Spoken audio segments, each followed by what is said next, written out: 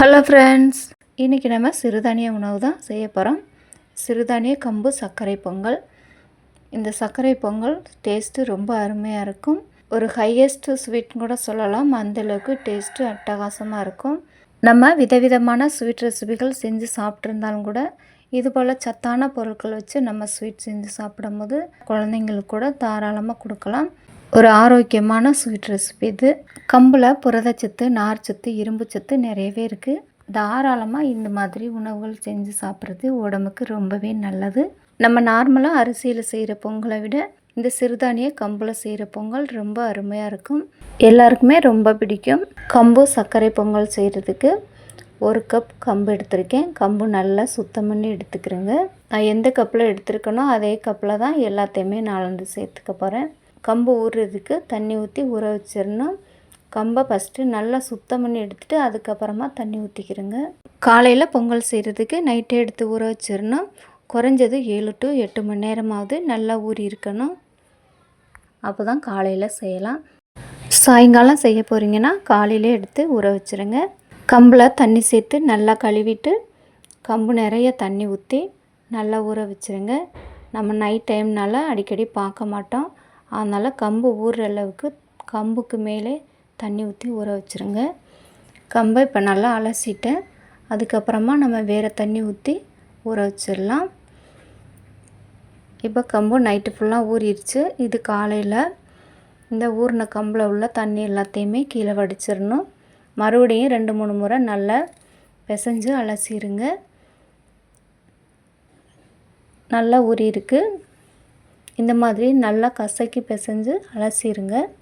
மேலே தோல்லாம் இருந்தால் க்ளீன் ஆயிரும். நல்லா வடிச்சிட்டு தண்ணி எல்லாத்தையுமே க்ளீனாக வடிச்சிட்டு ஒரு மிக்சியில் சேர்த்து 1-2 அரைக்கிறது மாதிரி அரைச்சிக்கிறோங்க. நைஸாக அரைக்கக்கூடாது. பல்ஸ் மோடில் வச்சு ஒரு சுற்று விட்டு அரைச்சா போதும். இது போல் அரைச்சி எடுத்துக்கிறேங்க. பொங்கல் செய்கிறதுக்கு ஒரு அடிக்கணமான பாத்திரமாக எடுத்துக்கிறேங்க. பொங்கல்னாவே கொலைய வச்சு செய்கிறது நல்லா சட்டுன்னு கீழே பிடிக்கும். அதனால் அடிக்கணமான பாத்திரமாக எடுத்துக்கிறேங்க. பாத்திரத்தில் கொஞ்சமாக நெய் சேர்த்து இதோட திராட்சை, முந்திரி, பாதாம் சேர்த்து மிதமான தீயில வச்சு பொரித்து எடுத்துக்கிறேங்க. திராட்சை நல்லா உப்பி வர்ற வரைக்கும் இந்த மாதிரி மிதமான தீயில வச்சு வறுத்துக்கிறேங்க. திராட்சை நல்லா உப்பி வந்ததும் அப்படியே எடுத்து வச்சுட்டு அதே பாத்திரத்தில் நம்ம பொங்கல் செய்கிறதுக்கு தேவையான பால் எடுத்துக்கலாம். எந்த கப்பில் நம்ம கம்பை அளந்தோமோ அதே கப்பில் 3 கப் பால் எடுத்துக்கிறேங்க. உங்கள்கிட்ட பால் இல்லைன்னா தண்ணி சேர்த்தும் செய்யலாம். தேங்காய் பால் எடுத்து கூட செய்யலாம். ரொம்ப நல்லாயிருக்கும். நான் சேர்த்துருக்கிறது பசும்பால். இந்த பாலில் நம்ம அரைச்சி வச்சா கம்பை அப்படியே சேர்த்துடலாம். பால் பொங்கி வந்ததுக்கப்புறம் தான் சேர்க்கணும். இல்லை, பால் சேர்த்த உடனேயே கம்பை சேர்த்துடலாம். பால் சூடாகி சேர்த்தோம்னா டக்குன்னு கட்டி பட்டுரும். நீங்கள் பால் சூடாகி சேர்த்திங்கன்னா கட்டிப்படாமல் சீக்கிரமே அதை நல்லா கலந்து விட்டுறணும். கட்டிப்படாமல் நல்லா கலந்து விட்டுட்டு கொஞ்சமாக உப்பு சேர்த்து ஒரு 10 நிமிஷத்துக்கு அடுப்பை அப்படியே சிம்லேயே வச்சுருங்க. இது வரைக்கும் மிதமான தீயில தான் இருக்கணும். ஹை ஸ்பீடில் அடுப்பு எரியக்கூடாது. ஏன்னா கம்பு சட்டுன்னு கீழே பிடிச்சிரும். கொஞ்சம் கூட கட்டி இல்லாமல் நல்லா கலந்து விட்டுருங்க. 1/2 டீஸ்பூன் உப்பு சேர்த்து கலந்து மூடி போட்டுருங்க. அப்படியே 10 நிமிஷத்துக்கு அப்படியே சிம்லே போட்டுருங்க. கம்பு நல்லா வெந்து குழஞ்சி வரட்டும். இடையில கலந்து விட்டுக்கிறங்க, அடி பிடிக்காமல். இப்போ 10 நிமிஷத்துக்கு அப்புறம் நல்லா கம்பு வெந்து நல்லா குழஞ்சி வந்துருச்சு. இப்போ இதுக்கு தேவையான வெல்லம் சேர்த்துக்கிடுவோம். ப்ரௌன் சுகர் சேர்த்திங்கன்னா அப்படியே கூட சேர்த்துக்கலாம். நான் கட்டி வெல்லம் சேர்த்துக்கிட்டதுனால இதை உடச்சி காய்ச்சி சேர்த்துக்க போகிறேன். நம்ம கம்பு அளந்த அதே கப்பில் 2 கப் வெல்லம் எடுத்திருக்கேன். 2 கப் வெல்லம், 1/2 கப் தண்ணி ஊற்றி வெல்லம் கரை வரைக்கும் காய்ச்சிக்கிறேங்க. பாகுபதம்லாம் தேவையில்லை. வெல்லம் நல்லா கரைஞ்சா போதும். வேக வச்ச கம்பில் வடிகட்டி சேர்த்துக்கிறேங்க. கொஞ்சம் கூட அடியில் பிடிக்காமல் நல்லா கலந்து விடுங்க. கம்பு சீக்கிரமே அடியில் ஒட்டும். நல்லா அப்பப்போ கலந்து விட்டுக்கிட்டே இருங்க. இப்போ நம்மளுக்கு பார்க்குறதுக்கு களி மாதிரி தெரியும். நம்ம பொங்கலாக ரெடி பண்ணி சாப்பிடும்போது கம்பு சோறு வந்து வாயில் கடிபடும். அப்போ சாப்பிடும்போது ரொம்ப நல்லாயிருக்கும். வெல்லம் சேர்த்து 5 நிமிஷம் கழித்து 1 ஸ்பூன் ஏலக்காய் தூள் சேர்த்துக்கிறேங்க. இது வாசனைக்கு ஏலக்காய் வாசனை உங்களுக்கு பிடிக்குன்னா சேர்த்துக்கிறேங்க. இயல்பாகவே கம்பு வந்து நல்ல வாசனையாக இருக்கும். கம்போட வாசனையே அருமையாக இருக்கும். இப்போ முந்திரி திராட்சை பாதாம் நம்ம வறுத்து வச்சதை சேர்த்து கலந்து விட்டுடலாம்.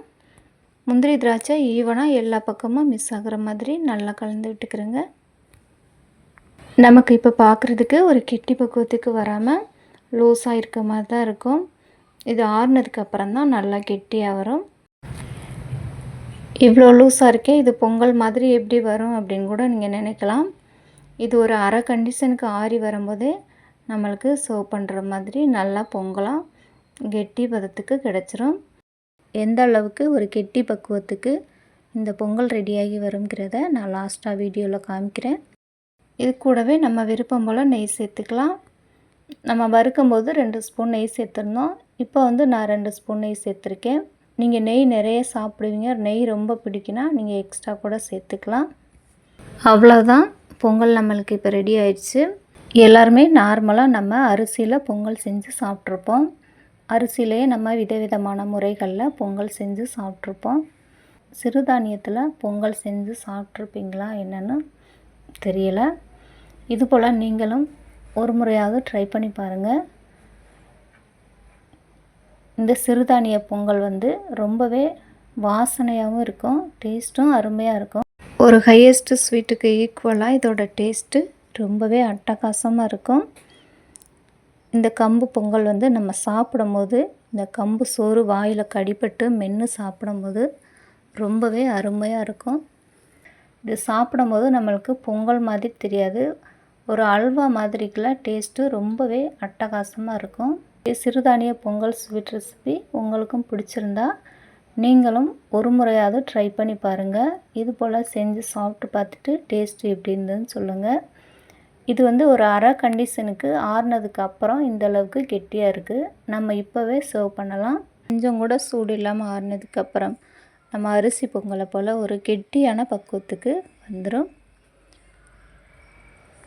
இந்த சிறுதானிய கம்பு சர்க்கரை பொங்கல் உங்களுக்கு பிடிச்சிருந்தா வீடியோவை லைக் பண்ணுங்கள். சேனலை சப்ஸ்கிரைப் பண்ணாதவங்களாக இருந்தால் மறக்காமல் சேனலை சப்ஸ்கிரைப் பண்ணுங்கள். தேங்க்யூ, பாய்.